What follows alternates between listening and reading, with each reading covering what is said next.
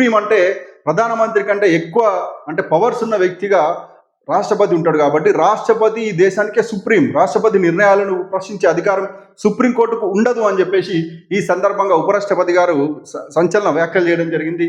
దాంట్లో భాగంగా ఆసక్తికర వ్యాఖ్యలు ఏం చేసిందంటే, అసలు మీరు చట్టానికి అతీతులా, మీరు కూడా మనుషులే, జడ్జిలు కూడా మనుషులే, కాబట్టి మీరు తప్పు చేస్తే మీకు కూడా శిక్షలు పడాలి కదా. ఢిల్లీ హైకోర్టుకు సంబంధించి ఒక జడ్జి ఇంట్లో అగ్ని ప్రమాదం జరిగితే 50 కోట్లు దొరికినాయి, 100 కోట్లు దొరికినాయి అనే వార్తలు వచ్చేసినాయి. దాంట్లో ప్రెస్లో, మీడియాలో ఆ నోట్ల కట్టలు కూడా, కాలిపోయిన నోట్ల కట్టలు కనిపించినాయి, చూపించారు. మరి ఆ తర్వాత వాటి విచారణ ఏమైంది, ఆ ఎఫ్ఐఆర్ ఎందుకు నమోదు కాలేదని చెప్పేసి ఒక సాక్షాత్తు ఈ దేశానికి సంబంధించిన అత్యున్నత పదవిలో ఉన్నటువంటి ఉపరాష్ట్రపతి గారు సంచలనంగా ఆ వ్యాఖ్యలు చేయడం జరిగింది. ఇది ఒక ఆలోచించదగ్గ విషయం. ఎందుకంటే ఆ పని చేయాల్సింది ఎవరు? ఆ పని కూడా ప్రభుత్వమే చేయాలి కదా. అక్కడ ఢిల్లీ ప్రభుత్వమో లేకపోతే కేంద్ర ప్రభుత్వమో చేయాలి కదా. రెండిట్లో ఉన్నది బీజేపీ సర్కారే కదా.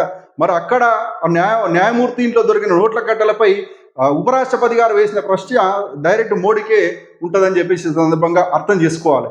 బీజేపీ ప్రభుత్వం ఢిల్లీలో కానీ కేంద్రంలో కానీ ఉన్నప్పుడు ఈ రకంగా ఒక జడ్జి ఇంట్లో అగ్ని ప్రమాదం జరిగితే నోట్ల కట్టలు 50 కోట్లు 100 కోట్లు అని చెప్పేసి కాలిపోయినాయి అంటే దాని గురించి విచారణ లేదు. విచారణ చేయాలని, నిజంగా పారదర్శకంగా ఉండాలి న్యాయ వ్యవస్థ అని చెప్పడం జరిగింది. నిజంగా న్యాయమూర్తులు అన్నిటికీ అతీతం కాదని చెప్పేసి సాక్షాత్తు ఈ దేశ ఉపరాష్ట్రపతి గారు చెప్పడం చాలా హర్షించదగ్గ విషయంగా చెప్పుకోవచ్చు.